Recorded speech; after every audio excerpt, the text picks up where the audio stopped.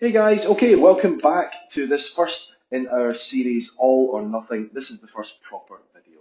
Let's get stuck in, shall we? Now, in this video, we're going to discuss one of the most common complaints that many of us encounter, and that is, I just don't have enough time to exercise. Now, this is quite a personal one for me, really, which is why I picked it first. As a relatively new parent, I'm acutely aware of never having enough time for, well, anything. Our lives are busy, filled with work, partners, family, hobbies, life admin, not to mention the unexpected emergencies that come along at the least convenient times. And I want to assure you right now, I don't have it all figured out. But there are still weeks when, for me, dinner just happens to be the kids' leftovers, and I barely manage to get a kettlebell swung, and I work in a gym. So if you're feeling like the pressure to fit exercise in often results in you giving in and saying, well, maybe next week, this video is for you. Because like it or not, deep down, your brain has tricked you into thinking, if I can't train exactly how I want to, I'm not going to do anything at all. Okay, first principles. What do we mean by exercise? Well, exercise means really different things to different people.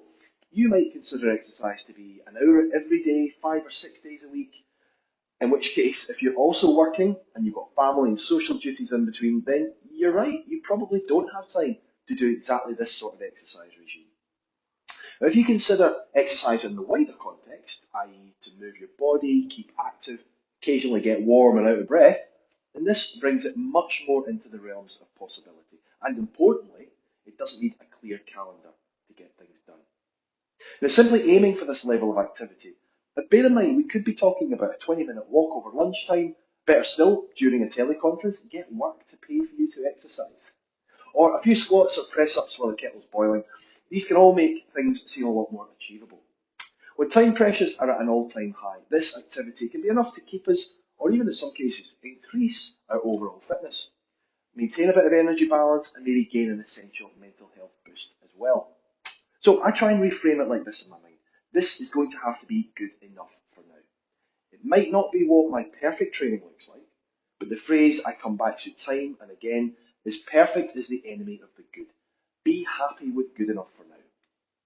Now, if you've got this far into the video, you might be on board. I hope so. But you might be thinking, all very good in theory, coach. How do I make it into a realistic plan? Well, as always, I've got a few good ideas about how to make this applicable in the real world.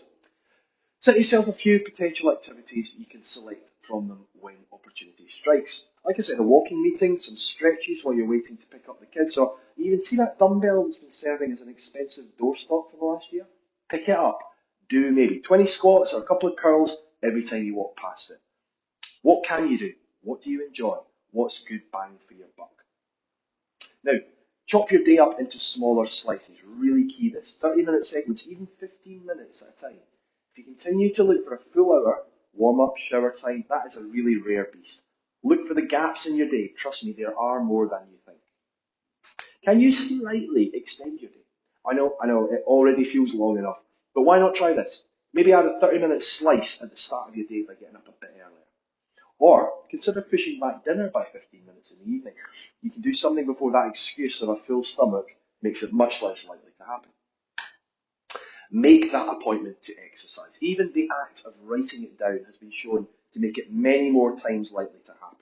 So instead of, well, I'm going to try and do some exercise at some point today, think, okay, between 12:15 and 12:30, I'm doing as many rounds of hand walkouts and kettlebell swings as I can fit in that time.